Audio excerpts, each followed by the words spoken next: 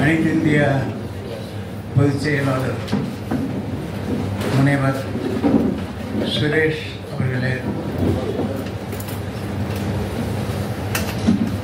மாநில தலைவர் சங்கர்லிங்கம் அவர்களே, இங்கு முதன்மைப்படுத்தப்பட்டுள்ள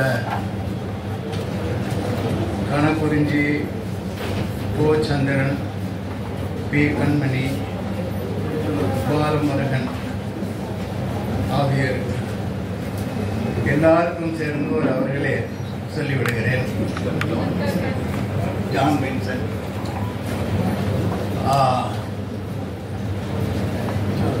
இவ்வளவு பெரிய இந்த அரங்கம் நிறைய இவ்வளவு பேர் வந்திருப்பது எனக்கு மிகுந்த மகிழ்ச்சியை கொடுக்கிறது. பிஎஸ்எல்லில் நான் வேலை செய்த போது சில முக்கியமான கூட்டங்களுக்கு தான் இப்படி பெரிய அளவில் மக்கள் கூடுவது வழக்கம். இன்னும் பியூசேல் உயிர் போடும் வீரியத்தோடும் இருப்பதை கண்டு நான் மிக்க மகிழ்ச்சி அடைகின்றேன். தமிழ்நாட்டில் பியூசி பேங்கில் தொடங்கி அனைத்து இந்திய செயலாளராக பொதுச் செயலாளராக மாறி இன்றைக்கு பதவி வைக்கக்கூடிய சுரேஷ் அவர்கள்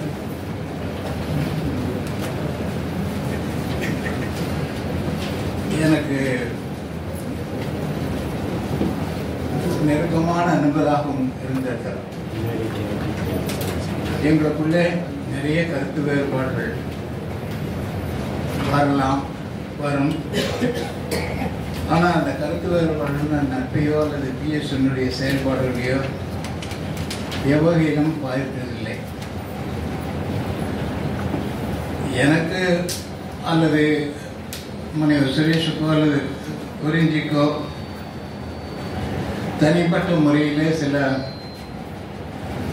அரசியல் கருத்துகளும் இருக்கலாம். ஆனால் பியூசிஎல் என்கின்ற அமைப்புக்குள் வரும்போது அந்த அரசியல் கருத்துக்களை எல்லாம் மூட்டைக்கிட்டு வீட்டிலே வைத்துவிட்டு ஒரு மனித உரிமை போராளி என்கின்ற அளவிலே வெறுப்பு இல்லாமல் பணியாற்ற வேண்டும்.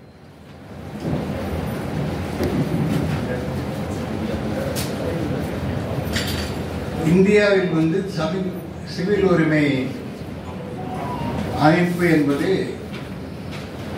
1936 உருவாக்கப்பட்டது. அதற்கு பெயர் சிவில் லிபர்ட்டீஸ் யூனியன் என்பது பெயர். அப்போது பிரிட்டிஷார் கொண்டு வந்த கடுமையான ஒடுக்குமுறை சட்டங்களை எதிர்ப்பதற்காக அந்த அமைப்பு கொண்டு வரப்பட்டது. அந்த அமைப்பிலே மிகப்பெரிய மனிதர்கள் தலைமை பொறுப்பு வகித்தார்கள். ரவீந்திரநாத் தாகூர் இருந்தார், ஜவஹர்லால் நேரு தான் முதன்மையானவர் இருந்தார், சரோஜினி நாயுடு அவர்கள் அதில் பொதுச் செயலாளராக என்னமோ இருந்தார். ஆனால் நமக்கு தமிழ்நாட்டுக்கு பெருமை தரக்கூடிய விஷயம் என்னவென்றால், தமிழ்நாடு என்று சொல்ல முடியாது, அந்த காலத்தில் சென்னை ராஜ்யம் வந்தது. அந்த மாநாடு நடந்த மிக குறைந்த காலத்துக்குள்ளேயே தமிழ்நாட்டிலும் ஒரே சிஎல்யூ மாநாடு நடந்தது. ஆனால் இந்தியா சுதந்திரம் அடைந்தது பிறகு அந்த சிஎல்யூக்குள் கருத்து வேறுபாடுகள் தோன்றின. இந்தியா சுதந்திரம் அடைந்து விட்டது. பிரிட்டிஷ்காரன் இருக்கும் போதுதான் நாம் ஒடுக்குமுறை சந்தித்தோம். அப்போ சுதந்திர இந்தியாவில் சிவில் லிபர்ட்டீஸ் யூனியனுக்கு சிவில் உரிமை அமைப்புகளுக்கு என்ன வேலை என்று நேரு கூறிவிட்டார். ஆனால் அதற்கு எதிர்ப்பாக சோசியலிஸ்டுகள், அது எந்த அரசாக இருந்தாலும் கூட அரசு என்று அரசாங்கம் என்பது தனிநபர்களுக்கு மேலான ஒன்றாக இருக்கிற வரையில அது செய்யக்கூடிய மனித உரிமை பள்ளிகளை தட்டி கேட்க வேண்டியது அவசியம் என்று அவர்கள் எம்என் ராயினுடைய அவரை பின்பற்றியவர்கள் அவர்கள்தான் போராடினார்கள். அப்படி சுதந்திர இந்தியாவிலும் ஒரு சிவில் உரிமை அமைப்பு வேண்டும் என்று போராடியவர்கள் ஒருவர் நம்முடைய பியூசிஎல் அமைப்பில் இருந்த தலைவர்களில் ஒருவான வி.எம். தார்கொண்டே அவர்கள். ஏறத்தாழ அதே கருத்துதான் ராஜேந்திர சச்சாருக்கு இருந்தது. பிறகு அந்த சிவில் உரிமை கழகம் என்பதனுடைய மிகப்பெரிய ஆளுமைகளாக இருந்த கண்ணபிரான் அவர்களும் பாலகோபால் அவர்களும் இதைத்தான் வற்புறுத்தினார்கள். நான் என்னுடைய கம்யூனிஸ்ட் கருத்துக்கள் இடதுசாரி கருத்துக்கள் நான் போக விரும்பவில்லை. அந்த கம்யூனிச கருத்தின்படியே அரசு என்பது எப்போதுமே ஒரு ஒடுக்குமுறை கருவியாகத்தான் இருக்கும். அப்போது இந்த அரசாங்கமா அந்த அரசாங்கமா என்று நாம் ஒரு குறிப்பிட்ட அரசாங்கத்தை தனிமைப்படுத்தி தாக்க வேண்டியதோ அல்ல புகழ வேண்டியதோ அவசியமே இல்லை. நான் ஏற்கனவே சொல்றது கூட நம்முடைய அரசியல் கருத்துக்களே வேறு கருத்துக்களே இந்த பியூசிஎல் அரங்கத்திற்குள் கொண்டு வரக்கூடாது. அப்படி கொண்டு வந்தால் அது ஒரு நடுநிலைமையிலும் செயல்பட முடியாது.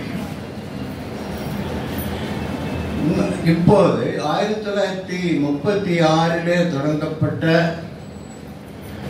CLU அந்த அமைப்பு எனக்கு தெரிந்த வரை 1949, 52 வரையிலும் தமிழ் சென்னை மாகாணத்தில் செயல்பட்டுக் கொண்டிருந்தது. அப்போது 1949 கம்யூனிஸ்ட் கட்சி தடை செய்யப்பட்டு ஏராளமான பேர் விசாரணை இன்றி கைது செய்யப்பட்டு உள்ளே அடைக்கப்பட்ட காலத்தில் அந்த CLU சேர்ந்தவர்கள்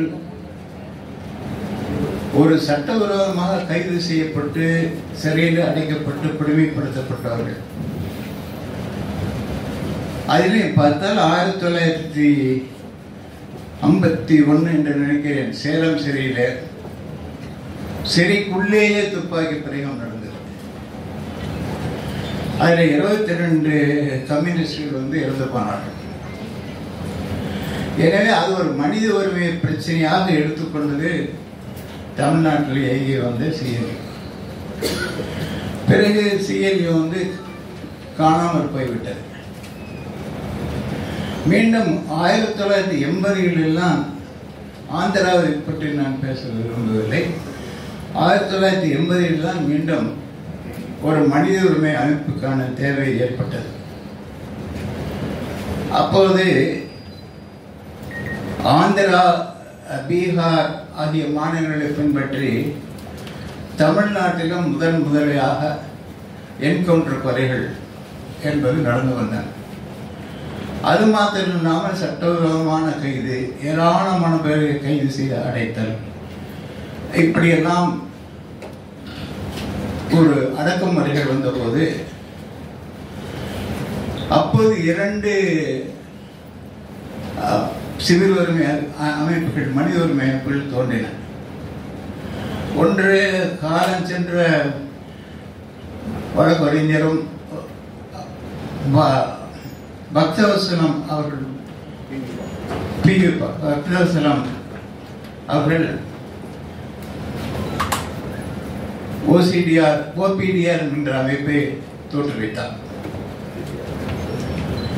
பிறகு சென்னையில் வழக்கறிஞர் இப்ராஹிம்,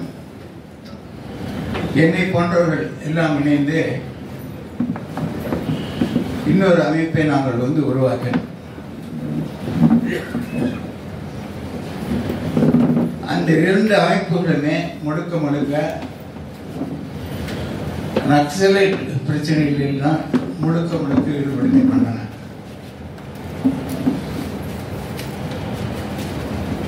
அப்போதே நானும் இப்ராஹிம் இது தவிர வேறு பிரச்சனைகளையும் நாம் எடுக்க வேண்டும் என்று கூறினோம்.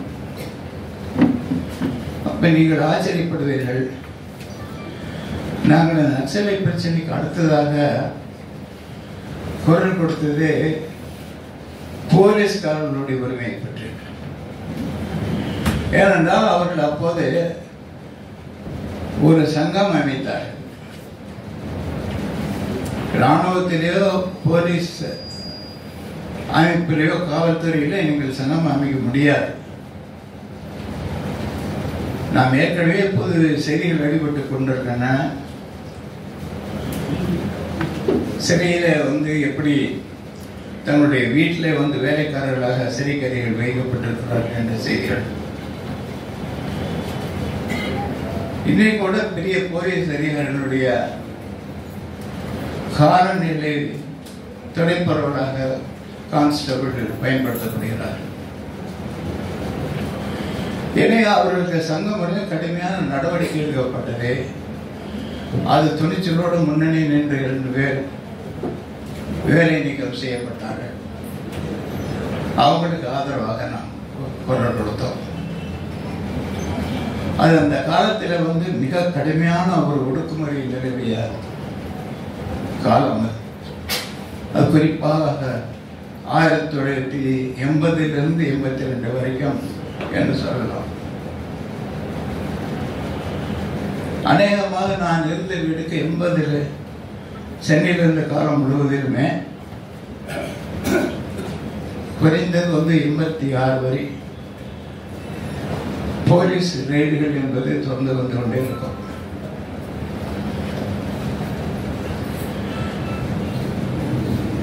அப்படிப்பட்ட ஒரு சூழ்நிலையிலே தான் தமிழ்நாட்டில் மிக கொடூரமான சிவில் உரிமை முன்னெடுக்க வேண்டிய ஒரு கொடூரமான ஒரு சூழலை உருவாக்கி இருந்தான். ஆனால் 1980 82 ஒப்பிடும்போது, இந்த காலத்துடன் ஒப்பிடும்போது, அதன் குறிப்பாக கடந்த 10 ஆண்டுகளாக இந்தியாவிலும் தமிழ்நாட்டில் நடக்கக்கூடிய நிலைமையில் ஒப்பிடும்போது அது பெரிய அடக்குமுறை நிலவிய சூழல் என்று சொல்லவே முடியாது என்று கூறும் அளவிற்கு அப்படிப்பட்ட ஒடுக்குமுறைகள் நடக்கின்றன. ஜனநாயக உரிமைகள் நசுக்கப்படுகின்றன. பிறகு பியூசி அமைப்பு வேறு மனித உரிமைப்போ நக்சலைட் அமைப்புகளுடைய ஒரு முன்னணி அமைப்பாக இருக்கக்கூடாது, ஒரு ஃப்ரண்ட் ஆர்கனைசேஷன் என்று சொல்லுங்க, அந்த மாதிரி பொதுவான விஷயங்களை மேற்கொள்ள வேண்டும் என்கின்ற புரிதலுக்கு நாம் சேர்ந்தோம். அப்போதுதான் நம்ம பெண்கள் மீதான ஒடுக்குமுறையை பற்றி 2 நாள் கருத்தரங்கம் நடத்தினோம். இப்போது பெண்கள் மீது நடக்கூடிய வன்முறையை பற்றி அதிகம் சென்றோம். அப்போது வகுப்புவாதம் குஜராத் கலவரம் நடப்பதற்கு முன்பே எப்படி வகுப்புவாதம் பெண்களை மிகவும் பாதிக்கிறது, வகுப்புவாத வன்முறைகள் நடக்கும் போது எவ்வாறு சிறுவர்களும் பெண்களும் அதிக அளவில் நசுக்கப்படுகின்றனர், கொல்லப்படுகின்றனர் என்ற பிரச்சனைக்கு 2 நாள் கருத்தரங்கை நடத்தினோம். அப்போது மிக முக்கியமான வரலாற்று அறிஞராக இருந்தவரும் நம் நாட்டினுடைய முன்னாள் குடியரசுத் தலைவருமாக இருந்த ராதாகிருஷ்ணன் அவருடைய மகன்மான சர்வப்பள்ளி கோபால் அவர்கள் ஒரு நாள் மிகச்சிறப்பான உரையாற்றினார். பிறகு இன்னும் கொஞ்சம் பின்னோக்கி பார்க்கணுமானால், இப்போதைய நான்கு இப்ராஹிம் செயலாற்றிய ஒரு மனித உரிமை அமைப்பு, அது குறிப்பிட்ட உங்களுக்கு வெளிப்படையாக சொல்கின்றேன், அது குறிப்பிட்ட ஒரு நக்சலைட் அமைப்பினுடைய முன்னணி அமைப்பாக தான் அது செயல்பட்டு வந்தது. அப்போ எப்போ வந்தது என்று சொன்னால் மீண்டும் சிஎல்வி புதுப்பிக்கப்படுவதற்கான ஒரு காலம் 1970களில் வந்தது. அப்போது தமிழ்நாடு சிவில் லிபர்ட்டீஸ் யூனியன் அசோசியேஷன் என்கிற பெயரில் ஒரு அமைப்பு தோற்றுவிக்கப்பட்டது. அந்த அமைப்பு பெரும்பாலும் சென்னையில் மாத்திரமே தான் செயல்பட்டது. இருந்தாலும் கூட அந்த அமைப்புக்கு சிறப்பு சேர்த்தது சென்னையிலே இருந்து முன்னாள் மேயர் கிருஷ்ணமூர்த்தி அவர்கள் அதில் பங்காற்றியதுதான். மேயர் கிருஷ்ணமூர்த்தி பற்றி கொஞ்சம் சொல்ல ஆசைப்படுகின்றேன். இங்கே இந்த தலைமுறையை சேர்ந்த இளைஞர்களுக்கு சென்னை மேயர் பதவி என்பது ஒரு ரொட்டேஷனில் வரக்கூடிய பதவியாக இருந்தது என்பது தெரியாது. அது சமுதாயத்தினுடைய அனைத்து பிரிவினருக்கும், இன்றைகளில் இருக்கக்கூடிய உயர் சாதியினர், பிற்படுத்தப்பட்ட சாதியினர், அது தாழ்த்தப்பட்ட சாதியினர், கிறிஸ்தவர்கள், முஸ்லிம்கள் என்று எல்லோரும் அந்த பதவியை வகிக்கக்கூடிய வகையில் அது கௌரவ பதவி. அப்போது அது நிர்வாக பதவி அல்ல. நிர்வாகத்தில் அவர்கள் தலையிட வேண்டும் என்று சொன்னாலும் கூட அது நிர்வாக பதவி அல்ல. அது ஒரு கௌரவ பதவி. ஒரு முக்கியமான விருந்தாளி வெளிநாட்டிலிருந்து உள்நாட்டிலிருந்து வந்தால் அவர்களை வரவேற்பதற்கு அந்த மேயர் அவருடைய செயல்பாடுகள் அது ஒன்று. அதில் ஒரு விதத்தில் ஒரு பிரச்சனையில் அவர் பிராமணராக இருந்தாலும் கூட பிராமணருக்கும் ஒரு ஆண்டு அந்த பதவியை வகிப்பதற்கு அந்த முறை ஏற்பாடு செய்திருந்தது. அப்படி கிருஷ்ணமூர்த்தி வந்திருந்தார். அவருக்கு கம்யூனிஸ்ட் கொள்கைகளோடு ரொம்ப பிடிப்பு அதிகம். அவர் வாழ்ந்ததே குடிசை பகுதியில் தான். சென்னையிலே குடிசை பகுதியிலே வாழக்கூடியவர்களுக்கான பல போராட்டங்களை நடத்தினார். குடிசை வாழ் மக்களில் ஒருவராகவே திகழ்ந்தவர் மேயர் கிருஷ்ணமூர்த்தி. பிறகு சதானந்த மேனன் போன்றவர்கள், சாஸ்திரி ராமச்சந்திரன் போன்றவர்கள், சோசியலிஸ்ட் கட்சி ஒன்று இருந்தது. அப்போது அதை சேர்ந்த டாக்டர் விஜயலட்சுமி அவர்கள் எல்லோரும் ஏதோ ஒரு வகையில் அந்த சிவில் உரிமை அமைப்புக்கு ஆதரவாளர்களாக இருந்தார்கள். காலம் சென்ற கோவை ஈஸ்வரன் தான் அதற்கு தலைவர் என்றாலும் கூட,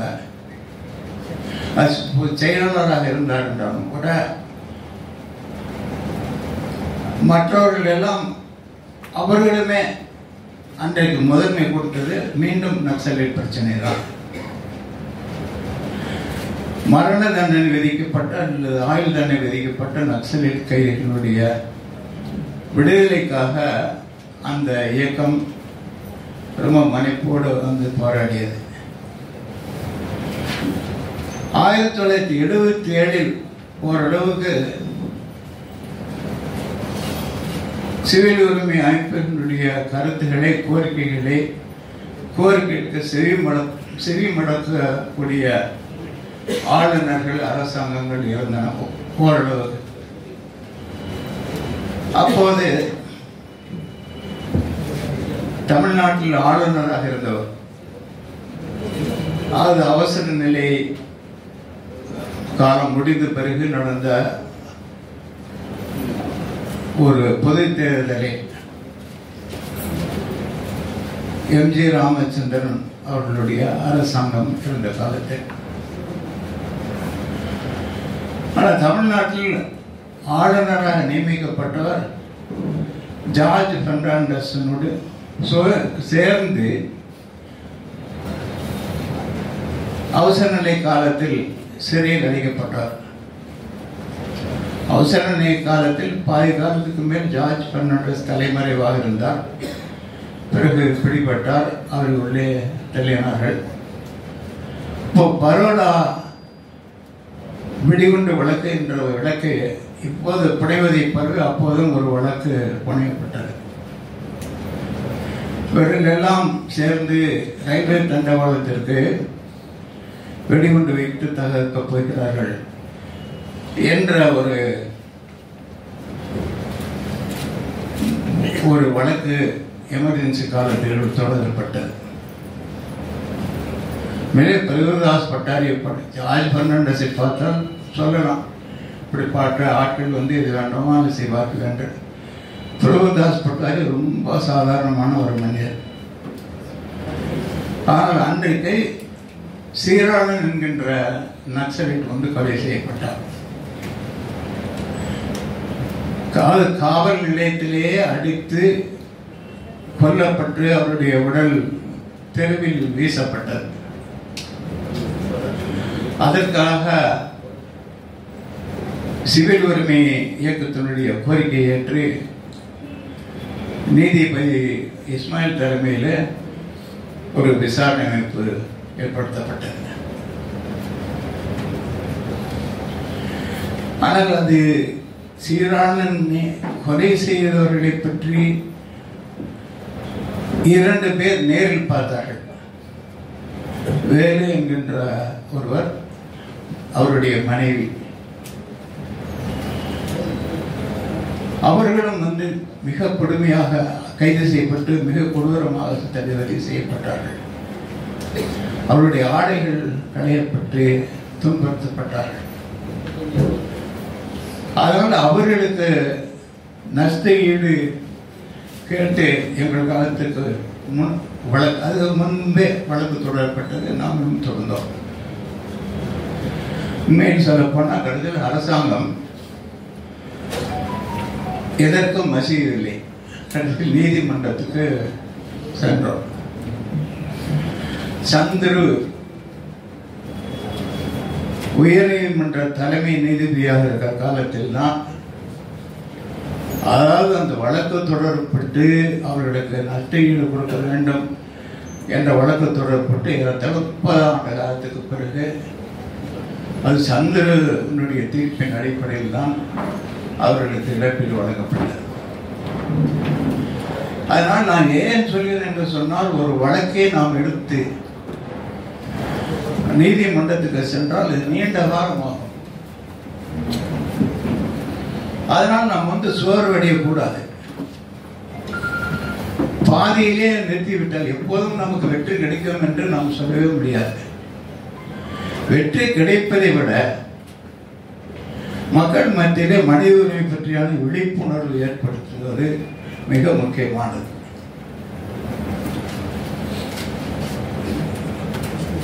எனவே நமக்கு அப்படிப்பட்ட மிகப்பெரிய ஆளுமைகள் இப்போது இல்லை.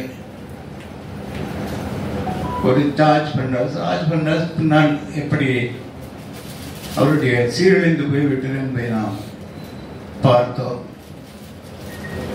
ஒரு காலத்தில் ஜார்ஜ் பெர்னாண்டஸ் என்றால் பம்பாயில் இருக்கக்கூடிய தொழிலாளர் வர்க்கம் எல்லாமே கிளர்ந்திடும். அப்போது கம்யூனிஸ்ட் தொழிற்சங்கங்கள் இருந்தன, காங்கிரஸ் தொழிற்சங்கம் இருந்தது. இருந்தாலும் கூட மிகப்பெரிய ஒரு வீரராக ஜார்ஜ் பெர்னாண்டஸ் கருதப்பட்டார். பிறகு அவருடைய வாழ்க்கை திசை மாறியது. அவர் அமைச்சரானார். எந்த மனித உரிமை அமைப்புகளுக்கு ஆதரவாக இருந்தாரோ அதே மனித உரிமை அமைப்புகளுக்கு எதிராகவும் அவர் இருந்தார். அது வேறு கதை. என்றால் மனித உரிமை சிந்தனை உள்ளவர்கள் அரசாங்கத்தில் சேர்ந்தாலோ அல்ல அரசாங்கத்துடன் நெருக்கமாக இருந்தாலோ அவர்கள் மனித உரிமை பிரச்சனை குழி தோண்டி பயிர்த்து விடுவார்கள் என்பதற்கு ஜார்ஜ் பெர்னாண்டஸுடைய நடைமுறை ஒரு உதாரணமாக இருக்கும். பிறகு தமிழ்நாட்டில் நீண்ட காலமாக எந்த அமைப்பும் இல்லை. கோவை ஈஸ்வரனால் தொடங்கப்பட்ட அமைப்பு நக்சலைட் கைதிகளுடைய விடுதலை, சீரான் கொலை வழக்கு, வேறு அவருடைய மனைவிக்கும் நஷ்டஈடு, அந்த பிரச்சனையோடு அது நின்று விட்டது. பிறகு நான் சொல்வது போல 1980-82 சட்ட விரோத கைதுகளும் என்கவுண்டர்களும் நடந்த சமயத்தில் மீண்டும் ஒரு சிவில் அமைப்புகளுக்கான தேவை உருவாகியது. ஆனால் பியூஎஸ்எல் அமைப்பு வந்தவுடனேயே அது முதல்ல ஒரு தாராளவாத நனிவுள்ள லிபரலிசனுடைய ஒரு அமைப்பாக தான் முதல்ல தொடங்கியது. அது என்னதான் மனித உரிமை அமைப்பு என்று பேசினாலும் கூட இந்திரா காந்திக்கு எதிரான ஒரு அமைப்பாக இருந்தது. அது நியாயமும் கூட. ஏன்னா இந்திரா காந்தி கதையில் தான் விசா என்கின்ற சட்டம் கொண்டு வரப்பட்டு ஏராளமான பேர் கைது செய்யப்பட்டார்கள், சிறையில் மிகவும் துன்புறுத்தப்பட்டார்கள், சில இடங்களில் சில பேர் இறந்தும் போய்விட்டார்கள். அந்த நேரத்தில் அந்த சிவில் உரிமை அமைப்பினுடைய தேவை இருந்தது. அவர்கள் இந்த பிரச்சனைக்கு முதன்மை கொடுத்தது மிகச் சரியானது. அப்போது தமிழ்நாட்டில் முதல்ல பியூசிஎல் தலைவராக இருந்தவர் சோ ராமசாமி, அதனுடைய பொதுச் செயலாளர் இருந்தவர் பேராசிரியர் பிருந்தாவன் மோசஸ். அதில் முக்கியமான பங்கேற்றவர் காலம் சென்ற நாடாளுமன்ற உறுப்பினர் ஈரா செழியன். ஆனால் அவர்களுடைய பார்வை என்பது மிக குறையதாக இருந்தது. அதுவுமே ஒரு வகையில் இந்திரா காந்தி எதிர்ப்பு என்கின்ற அடிப்படையில் தான் அந்த பியூசிஎல் அமைப்பும் கூட இயங்கியது.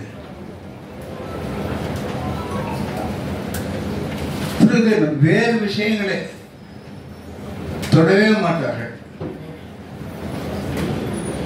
இப்போ இருந்தாலும் கூட ஏதோ ஒரு அளவில் சிவில் உரிமை அமைப்புகளில் அரசியல் சட்டத்தில் கொடுக்கப்பட்டுள்ள உரிமைகளை பாதுகாக்க வேண்டும் என்ற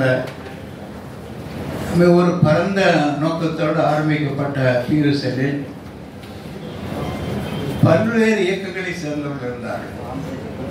இன்றைக்கெல்லாம் அம்பர்லா கோயிலிஷன் என்று சொல்வார்களே, அது மாதிரி நான் அதோடு ஒப்பிட விரும்பவில்லை.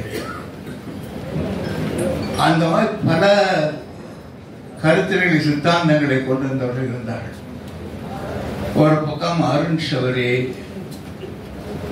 இன்னொரு பக்கம் பிஎம் தார்குண்டி, அவர் எம்என் ராயனுடைய ஃபாலோயர். பிறகு ஜார்ஜ் ஃபெர்னாண்டஸ், ராம் ஜெத்மலானி, சத்யநாராயண் சிங், அவர் பீகாரை சேர்ந்த நக்சல் இயக்கத்தில் இருந்த மனிதர். இப்படி ஒரு பெரிய ஆளுமைகள் நிறைந்த ஒரு அமைப்பாக அது இருந்தது. 1981 இறுதியில், எனக்கு சரியான தேதி நினைவில்லை, தமிழ்நாட்டில் பிஎஸ்என்னுடைய தேசிய மாநாடு நடந்தது. அது தாழ்மையோடு நான் சொல்லிக்கொண்டு வருகின்றேன். நான் முயற்சி செய்து அந்த மாநாடு பீகாரில் நடக்கப்பட்ட இருந்த மாநாடு இங்கே கொண்டு வரப்பட்டது. அது தேசிய கவுன்சில் கூட்டம் ஹைதராபாத்தில் நடந்த டைட்டில் நான் அங்கு சென்றிருந்தேன். அங்கே தார்கொண்டு, ரஜினிகாந்த், ஹரி, கண்ணபரன் அவர்கள் எல்லாம் சந்தித்து மாதிரி மிக கொடுமையான முறையில் போலீஸார் நடந்து கொள்வது ஆந்திரா, பீகார் அவற்றுக்கு அடுத்தபடியாக தமிழ்நாடு தான். இது மாதிரி எண்ணற்ற என்கவுண்டர் கொலைகள் நடக்கின்றன. சட்டத்துக்கு விரோதமான கைதுகள், சித்திரவதைகள் நடக்கின்றன என்று தமிழ்நாட்டு நிலைமையை எடுத்து கூறியவுடனே பீகாரில் நடக்கவிருந்த தேசிய மாநாடு தமிழ்நாட்டில் நடந்தது. அது முக்கியமான பிரச்சனையாக பெரும் கடுமையான விவாதத்துக்குள்ளானது. ஒன்று, நாம் அரசு ஒடுக்குமுறைகளை பற்றி நாம் பேசுகிறோம். ஆனால் அரசு சாராத அமைப்புகள், நான் ஸ்டேட் ஆக்டர்ஸ், அவர்கள் நடத்தக்கூடிய வன்முறைகளை பற்றி நாம் ஏன் பேசாமல் இருக்க வேண்டும் என்கின்ற பிரச்சனை அங்கே எழுப்பப்பட்டது. அந்த பிரச்சனையை எழுப்பியவர்கள் முதன்மையானவர் காலம் சென்ற ராமசாமி அவர்கள். 2 நாள், ஒரு நாள் முழுக்க அடுத்த நாளும் கடுமையான விவாதங்கள் நடந்தன. அப்போது அது அகில இந்திய தேசிய மாநாடு என்கின்ற காரணத்தினால ஏராளமான பேர் வந்திருந்தார்கள். அதில் கம்யூனிஸ்ட் கருத்துக்களை ஏற்றுக்கொள்பவர்களோ இல்லையோ பெரும்பாலானவர்கள் நாம் அரசு வன்முறையைத்தான் எதிர்க்க வேண்டும், அந்த சிவில் உரிமை என்று நம்ம சொல்லும் போதே அரசியல் சட்டத்தில் வழங்கியுள்ள உரிமை, சரி அதை காப்பாற்றுவது தான் இந்த அமைப்பு இருக்க வேண்டும் என்று ஒரு பக்கம். இன்னொரு பக்கம் இந்த நான் ஸ்டேட் ஆக்டர்ஸ், அவங்க யாருக்கும் பொறுப்புள்ளவர்கள் அல்ல. அவர்களை போய் நீங்கள் ஏன் இப்படி செய்கின்றீர்கள் என்று நம்மால் கேட்க முடியாது. அவர்களுடைய செயல்களுக்கு பொறுப்பு ஏற்றுக்கொள்ளும்படி அவர்களை நாம் வற்புறுத்த முடியாது. ஆனால் அரசாங்கத்தை நாம் வற்புறுத்த முடியும்.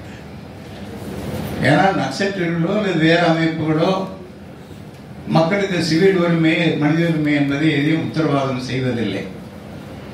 ஆனால் அரசாங்கம் அரசு உத்தரவாதம் செய்திருக்கிறது அரசியலமைப்பின் மூலமாக, அரசியலமைப்பு சட்டத்தின் மூலமாக. எனவே நாம் அந்த அரசாங்கத்துக்கு அப்பாற்பட்டு இயங்கக்கூடிய குழுக்களுடைய இயக்கங்களுடைய வன்முறைக்கு பற்றி நாம் பேசக்கூடாது.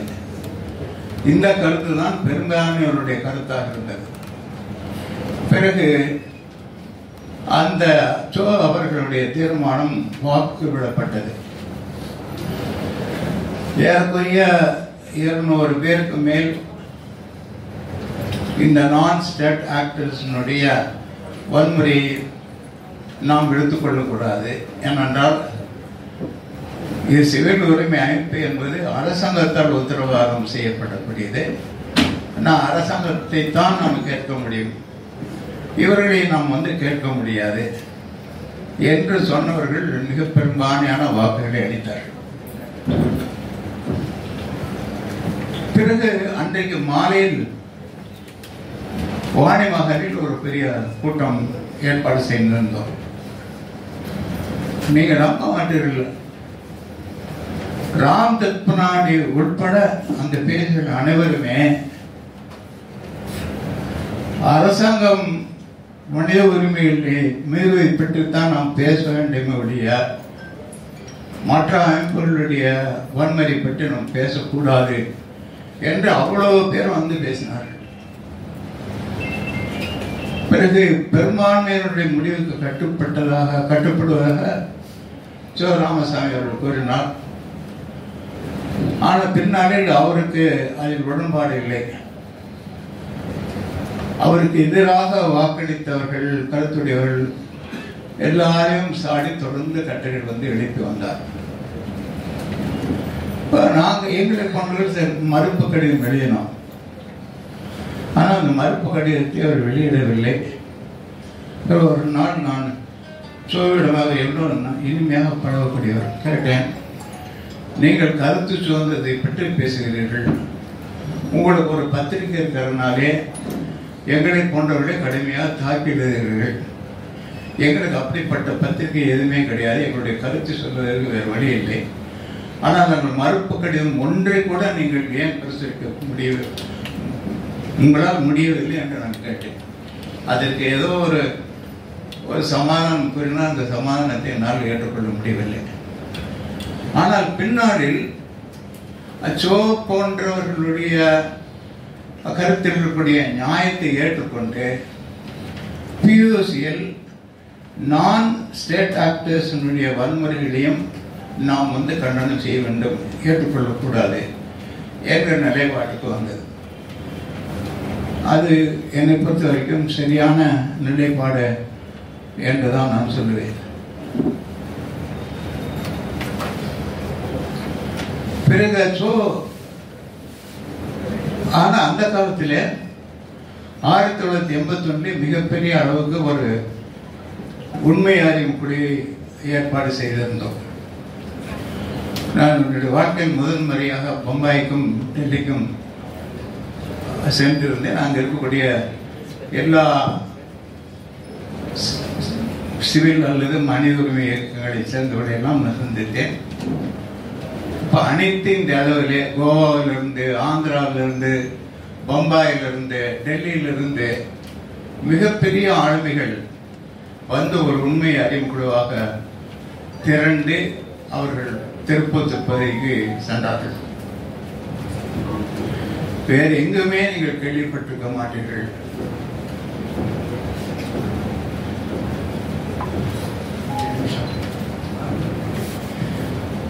அப்போது அவர்களும் கடுமையாக முறையிலே தாக்கப்பட்டார்கள்.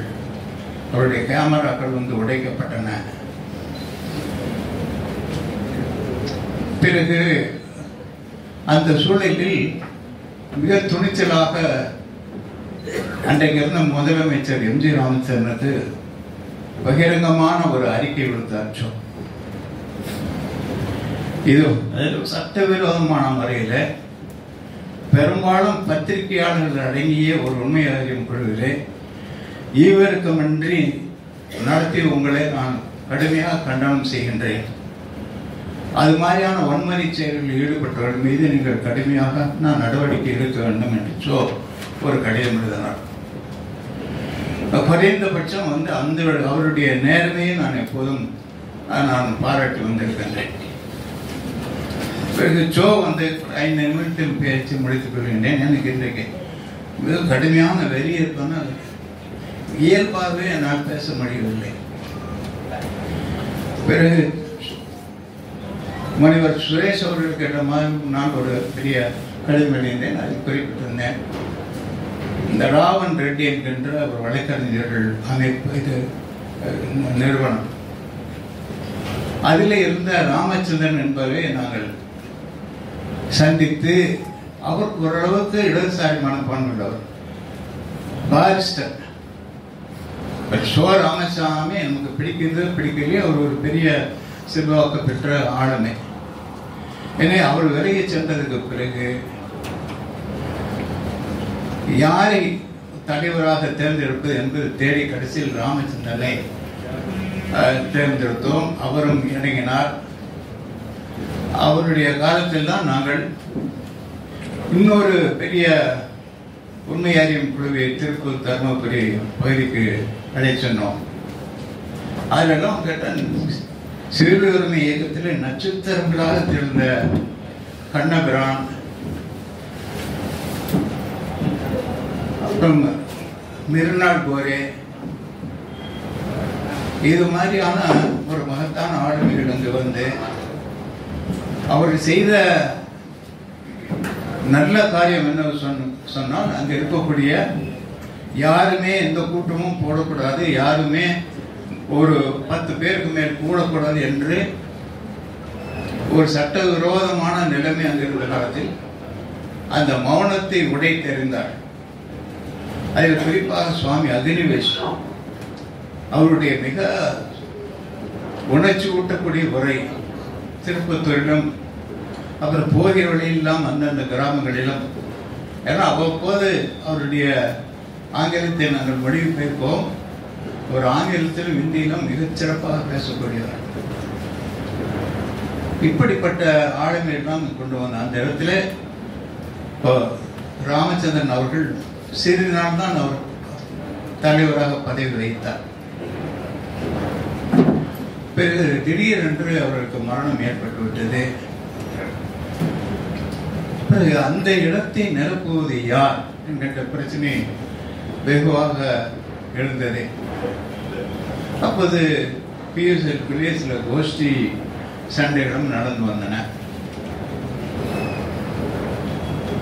அதன் காரணமாக அன்றைக்கு அட்வொகேட் அசோசியேஷன் தலைவராக இருந்த சங்கரன் தலைவராக தேர்ந்தெடுக்கப்பட்டு ஹென்றி டிஃபான், பத்திரிகையாளர் கோபால் இவர்களெல்லாம் மிக பொறுப்பை மேற்கொண்டு பெரும்பாலும் பியூசியினுடைய நடவடிக்கைகள் என்பன மதுரைக்கு கொண்டு செல்லப்பட்டுவிட்டது. இருந்தாலும் கூட ஹென்றி டிஃபான் போன்றவர்கள் மிக சிறப்பாக வந்து செயல்பட்டார்கள்.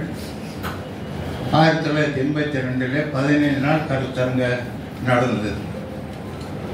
போலீஸ் வன்முறையை பற்றி, அரசு வறுமை பற்றி பல்வேறு கோணங்களிலிருந்து கருத்தரங்கள் நடைபெற்றது. கடைசியில் வந்து கண்ணபிரானும் தார்குண்டையும் பேசினார்கள். பேசிய பிறகு அங்கு ஊர்வலம் ஒன்று ஏற்பாடு செய்யப்பட்டிருந்தது.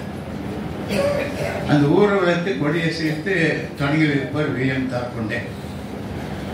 நான் எனக்கு பெங்களூருக்கு அன்றைக்கு உடனடியாக அந்த இரவே புறப்பட வேண்டியிருந்தாலும் நான் அந்த ஊர்வலத்தில் கலந்து கொள்ளவில்லை. இருந்தாலும் அந்த பஸ் பேருந்து நிலையத்தில் தான் தொடங்கப்பட்டது. அந்த வழியாக தான் நான் போய் பேருந்தை பிடிக்க வேண்டும்.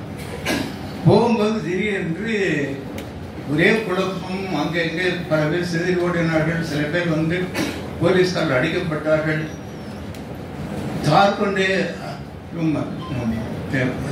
கண்ணபிரானும் அவர்களும் தடியடிக்கு உட்பட்டார்கள்.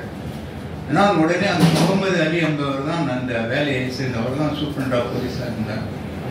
இப்போ நான் அவருக்கு போய் சத்தம் போட்டேன். இந்த மாதிரி அவர் ஜட்ஜி என்று சத்தம் போட்டேன். அதற்கு பிறகு என்னுடைய நண்பர் அங்கிருந்து என்னை இழுத்து வந்து வேறு ஒரு இடத்திலே மறைத்து வைத்து என்னுடைய உடையை மாற்றி அப்புறம் பெங்களூருக்கு செல்ல முடியவில்லை. சென்னைக்கே திரும்பி வந்தேன். அது ஒரு பெரிய நிகழ்வு. இப்படியெல்லாம் பியூசியில் அந்த மனித அமைப்புகள் கொடிய அடக்குமுறைகளை மேற்கொண்டன. அது ஒடுக்குமுறைகளுக்கு உள்ளாக்கப்பட்டன என்ற ஒரு பழையகால வரலாற்றை நாம் உங்களுக்கு சொல்லி அப்புறம் இரண்டு கண்ணபிரான் அவர்கள் அவர் ஏபிசியில் சேர்கின்ற அமைப்பின் மூலம்தான் தீவிரமாக செயல்பட்டு கொண்டு வந்தார். ஆனால் அவர் நக்சலைட் அல்ல. பாலகோபால் அந்த அமைப்பிலிருந்து பிரிந்து இல்லை, நாம் பொது பிரச்சனைகளை எடுக்க வேண்டும் என்று சொல்லி அவர் வேறு அமைப்பை தொடங்கினார். ஆனால் இருவருமே ஒரு மகத்தான ஆளுமைகளாக விளங்கி நமக்கு வழிகாட்டக்கூடியவர்களாக இருவருமே நல்ல படிப்பவர்கள். எனக்கு கொஞ்சம் கருத்து வேறுபட்டு பியூசியில் விளையாடுவது கூட அநேகமாக 15 நாளைக்கு ஒரு முறை என்னிடம் பேசுவார்.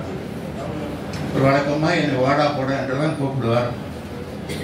இறப்பதற்கு 2-3 நாட்களுக்கு முன்னால் கூட அவர் என்னிடம் வந்து கதறி அழுதார். நான் இறந்து விடுவதே நல்லது என்று.